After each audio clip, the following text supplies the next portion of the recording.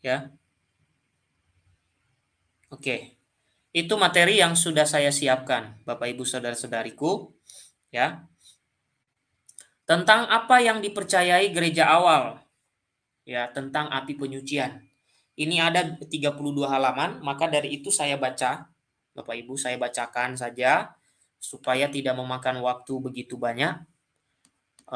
Saya besarkan saja tulisannya. Kalau nanti terjemahannya ada yang agak-agak ngawur-ngawur, ya itu karena terjemahannya agak sedikit bukan orang ahli bahasa Inggris. Oke, baik.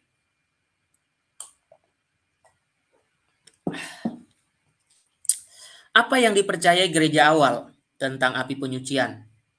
Mari kita lihat dan mari kita baca. Bapak Ibu juga bisa membaca.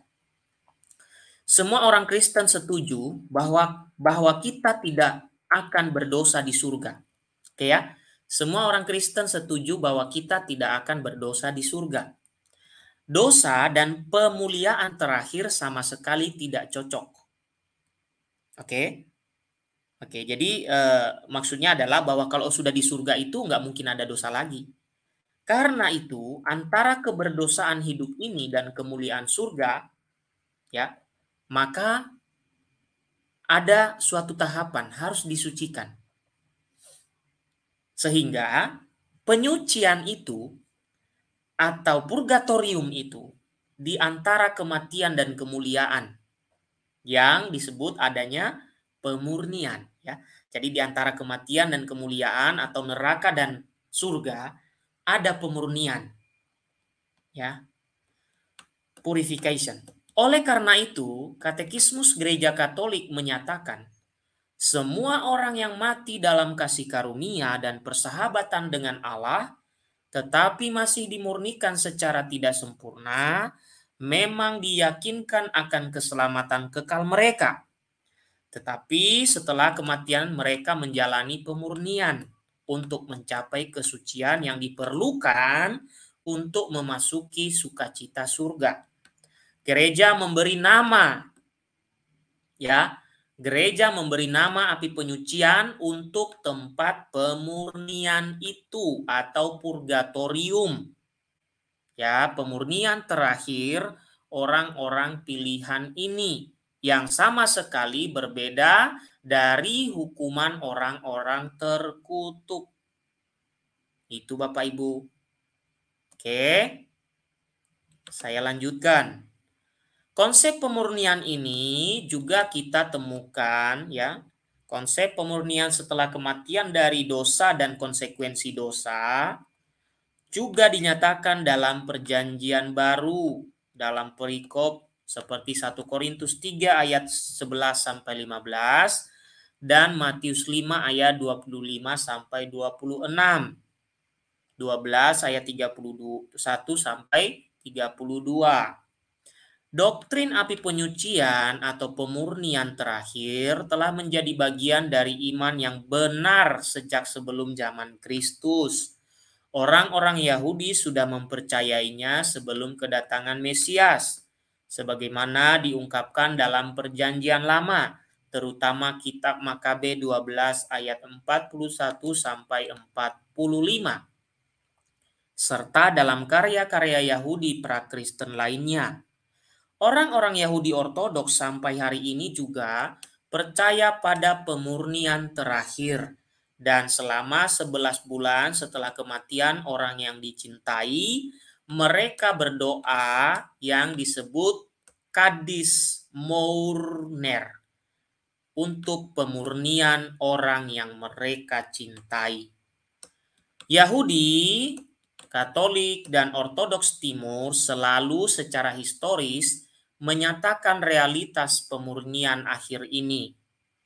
Baru setelah reformasi Protestan pada abad ke-16, ada orang yang menyangkal doktrin ini. Seperti kutipan di bawah ini, dari Bapak Gereja awal menunjukkan api penyucian telah menjadi bagian dari iman Kristen sejak awal. Oke. Beberapa orang membayangkan bahwa Gereja Katolik memiliki doktrin yang rumit tentang api penyucian yang berhasil, tetapi hanya ada 3 komponen penting dari doktrin tersebut. Pertama, bahwa pemurnian setelah kematian ada. Kedua, bahwa itu melibatkan semacam rasa sakit. Dan ketiga, bahwa penyucian dapat dibantu dengan doa-doa dan persembahan oleh orang-orang yang hidup kepada Tuhan. Ide-ide lain seperti api penyucian adalah tempat tertentu di akhirat atau membutuhkan waktu untuk mencapainya adalah spekulasi daripada doktrin. Berikut adalah contoh dari apa yang penulis Kristen awal katakan tentang masalah penyucian setelah kematian atau api penyucian atau purgatori, ya, purgatorium. Inilah kisah Paulus dan Tekla yang saya kutip di pembahasan tentang purgatorium, di mana saya tidak menampilkan datanya. Di sini datanya saya tampilkan. Oke, baik.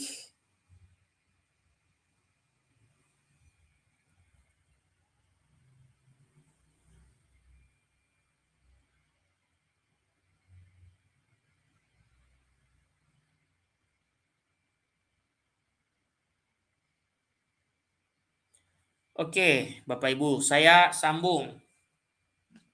Santai aja kita ya Bapak Ibu ya. Ini apa namanya? Pengajarannya panjang ini. Oke, kisah Paulus dan Tekla. Oke, ini adalah suatu tulisan. Oke, kita baca ya. Dan setelah pameran, Tripaena kembali menerimanya atau Tekla karena putrinya Falconilla telah meninggal dan berkata kepadanya dalam mimpi, "Ibu, Anda akan memiliki Tekla yang tidak dikenal ini menggantikan saya, agar dia dapat berdoa tentang saya, dan agar saya dapat dipindahkan ke tempat orang benar." Di mana ke tempat orang benar ini, Bapak Ibu? Yang dimaksud adalah tempat di mana ada yang namanya pengampunan. Tempat di mana ada yang namanya yang saya sebutkan tadi Bapak Ibu. Ya. Yaitu purgatorium itu. Karena orang yang masuk ke dalam sana kan orang yang dalam keadaan rahmat. Itu, ya. Dalam keadaan rahmat. Nah, itu yang dimaksud itu, ya. Orang yang ada di sana adalah orang yang meninggal dalam keadaan rahmat. Di tempat yang dia katakan orang benar. Di tempat orang benar itu gitu. Sangat mudah Bapak Ibu untuk memahaminya, sederhana, tidak terlalu berbelit-belit. Tidak seperti apa yang disampaikan oleh Romo tadi, dari GGOC tadi. Ya. Itu sangat berlainan maksud yang dia sampaikan. Sehingga saya katakan bahwa ya, apa yang dia sampaikan itu keliru sekali. Ya, keliru Bapak Ibu. Ya, bukan hanya keliru, tidak ada data-data dari Bapak Gereja. Nanti saya tunjukkan lagi setelah ini ya, data Bapak Gereja yang lain termasuk Bapak Kapadokia. Nanti saya akan tunjukkan itu. Nah, Bapak Ibu saudara-saudari, kita lanjutkan. Kita lihat lagi. Ini kisah Tekla.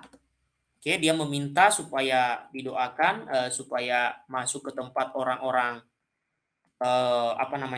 orang-orang benar ya.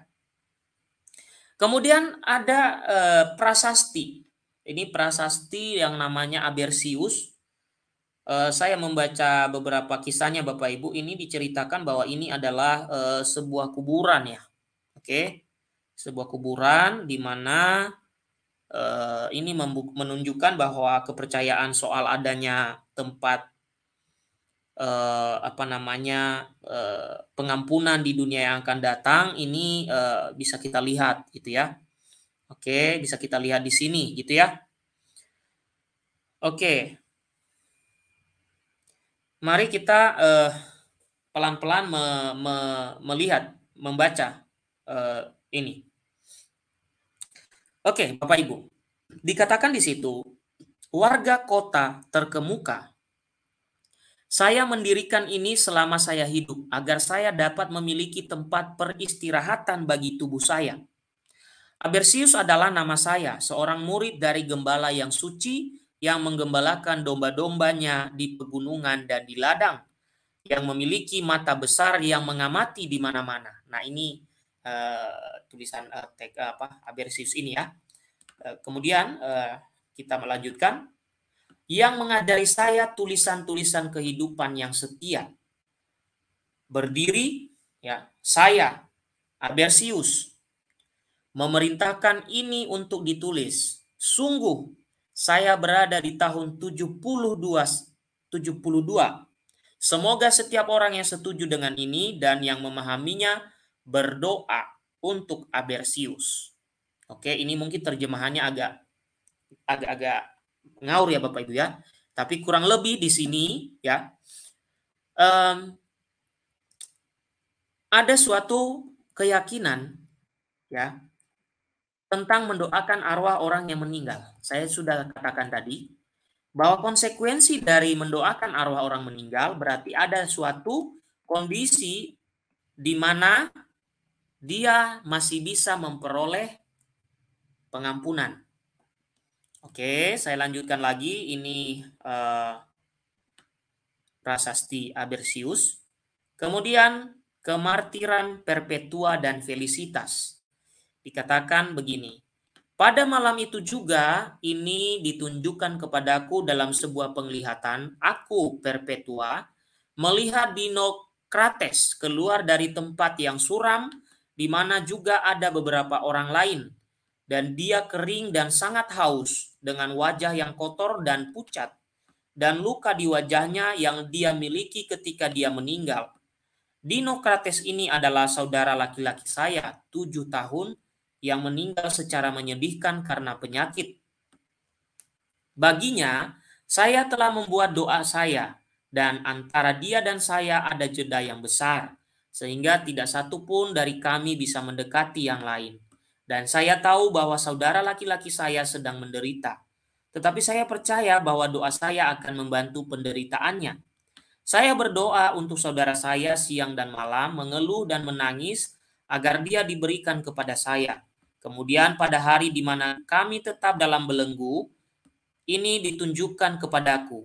Aku melihat bahwa tempat yang sebelumnya aku amati dalam kegelapan sekarang cerah. Dan Dinokrates dengan tubuh bersih, berbalut rapi, menemukan penyegaran. Dan dia pergi dari air untuk bermain dengan gembira seperti anak-anak.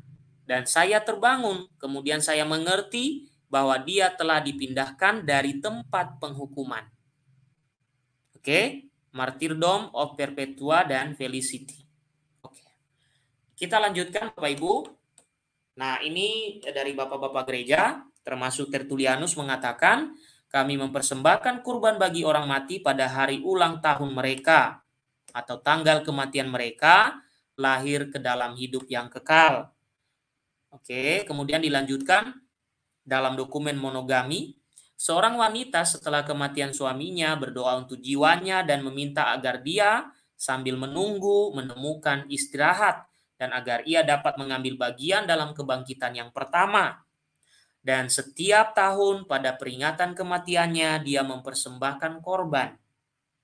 Kebangkitan yang pertama dari mana ya Bapak Ibu ya? Ketika orang mengalami tadi pengadilan yang terakhir itu, pengadilan yang pribadi itu.